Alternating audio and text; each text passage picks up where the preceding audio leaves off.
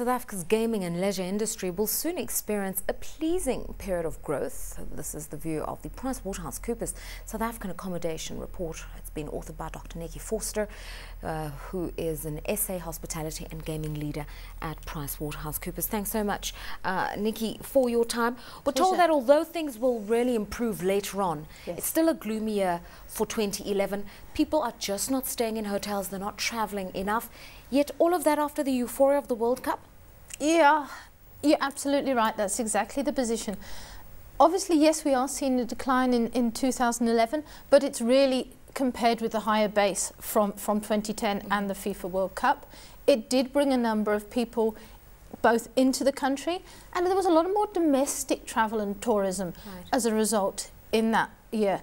This year, a little bit of a slowdown again. But we do see in the medium term an increase. And why is that? Because we're told going forward, inflation is rising. As you can see, interest rates will rise and the consumer will be stretched going forward. The consumer will be stretched, but we do see generally global economic growth improving, certainly South African economic growth improving, and it's on the back of that economic growth, yes. What does this mean for investors in the real estate and property sector? Because a lot of hotels sprang up in anticipation of a mad rush ahead of the World Cup.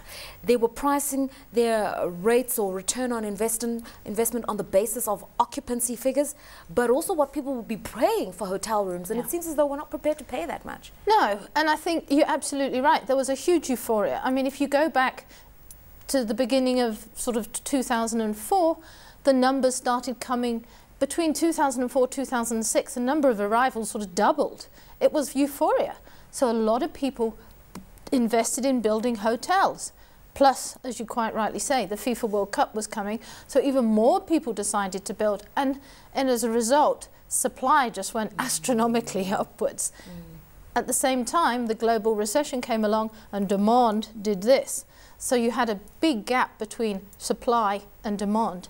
And as the economies of the world start to recover, you will see demand increasing. But it's never going to be at those original heydays that we saw. And so as property investors must make adjustments, what's a reasonable pricing threshold without going into the specifics? Because accommodation spend has declined. I'm not going to spend 3,000 rands on a hotel room when I can pay 1,000. Exactly. And what you're actually seeing a lot in the marketplace is a trading down. People are not quite rightly paying the astronomical prices.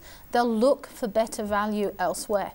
And I think going forward, that will be the key to the market. It'll be good value for money, innovation and brand awareness. And basically, in a final question, all these issues withstanding, what does it mean for basic tourism in South Africa, do you think?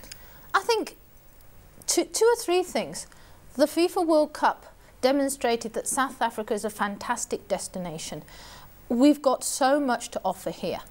It also showed them that we can do it. If you can look at the tourism product that we now can offer, compared with 10 years ago, it's a fantastic product. We are just waiting for business to start travelling, for domestic travellers to start travelling, and we are there ready and waiting.